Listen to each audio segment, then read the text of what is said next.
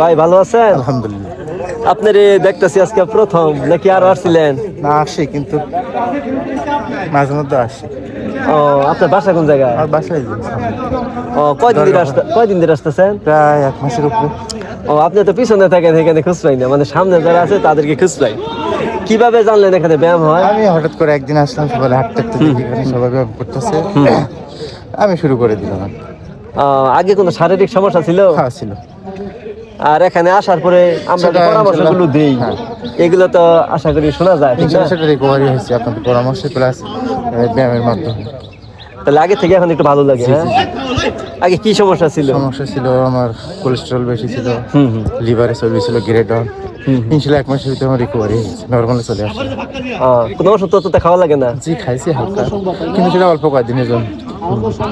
তাহলে এখন সমস্যা লাগে না না না, আলহামদুলিল্লাহ আমি এখন ওষুধ মুক্ত। আগে হাই প্রেশার ট্যাবলেট খেতাম, এটাও খাই না এখন।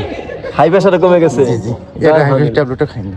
প্রিয় দর্শক, এখানে ব্যায়ামের পাশাপাশি আমরা স্বাস্থ্যকর খাবারের কথা বলি, রোজার কথা বলি, ঘুমের কথা বলি, মানসিক প্রসাদের কথা বলি, আর আমরা এক্সারসাইজ করি, গাছে হাঁটি, শরীরে রোদ লাগাই, সবকিছু মেনে কিন্তু আমরা সুস্থ আছি। হ্যাঁ, এখন আপনার অনেক বন্ধু বান্ধব এই ভিডিওটি দেখতেছে, তাদের উদ্দেশ্যে যদি কিছু বলতেন। তাদের উদ্দেশ্যে বলবো একটাই কথা, যে শারীরিক সুস্থতার মূল উদ্দেশ্য হচ্ছে ব্যায়াম প্লাস সঠিক খাবার।